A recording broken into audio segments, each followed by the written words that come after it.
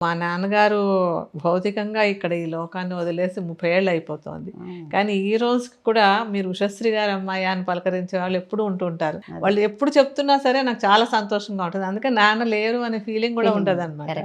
1972, 73లో మొట్టమొదట రేడియోలో అసలు అంటే అలాంటి ప్రక్రియ అంతకుముందు జరగలేదు.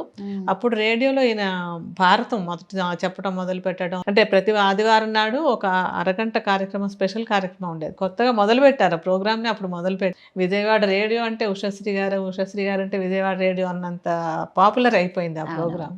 హనుమంతుల వారు మొట్టమొదట రామచంద్రుడి దర్శనానికి వచ్చి నమస్కారం చేశాడు. అయ్యా తమరెవరు, ఏ పని మీద వచ్చారు, మీరు వేసిన వేషమేమిటి, ఈ వేసిన వేషానికి ధరించిన ఆయుధాలకి పొంతన కనబడడం లేదు అని 3 మాటలు అడిగాడు.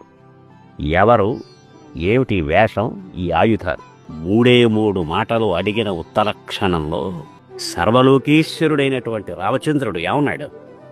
లక్ష్మణ, ఇలా మాట్లాడగలిగిన కుర్రవాణ్ణి నేను ఇంతవరకు చూడలేదయ్యా. వీడే కనుక ఉన్నట్లయితే ముల్లోకాలను మనం జయించగలుగుతాం. ఇటువంటి ఒక్క మంత్రి మన దగ్గర ఉంటే ఏమిటి ఆయన యొక్క విశేషం? ఈ మాట్లాడుతున్నంతసేపు అపశబ్దం నోట్లోంచి రానివ్వలేదు, తల తిప్పలేదు, కనుబొమ్మలు ఎగరవేయలేదు, ఎక్కడా ఏమీ ఇబ్బంది పడకుండా ఇక మాట్లాడేటువంటి విద్య హనుమంతుడొక్కడికే తెలుసు. శబ్ద బ్రహ్మాన్ని తెలిసినవాడు ఈయనొక్కడే. ఈ మాట్లాడే విద్యకి కావలసింది అవిస్తరం, అసందిగ్ధం, అవిలంబితం, అవ్యథం.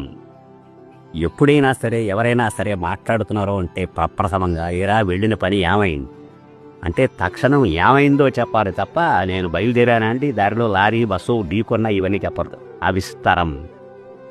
అలా అన్నారు కదా అని వెళ్తుండీ సగం మింగేస్తాడు. అక్షరాలు మింగకూడదు, తాకూడదు. అసందిగ్ధంగా అన్నారని చెప్పి గురువుగారు సరిగమపాలు వేయకూడదు. విలంబితం, ఇంక ఇవన్నీ బాగానే ఉన్నాయి. అవ్యథం, మనం మాట్లాడుతుంటే మన గుండెకాయలు బద్దలై ఎదుటివాడి చెవులు బద్దలవ్వకూడదు. చాలా హాయిగా ఉచ్చారయతి కళ్యాణి వాచం హృదయహర్షిణి, చక్కనైనటువంటి మాటలు ఎదుటివాడి హృదయానికి ఆనందం కలిగించే రీతిలో మాట్లాడే శక్తి వీడొక్కడికే తెలుసు.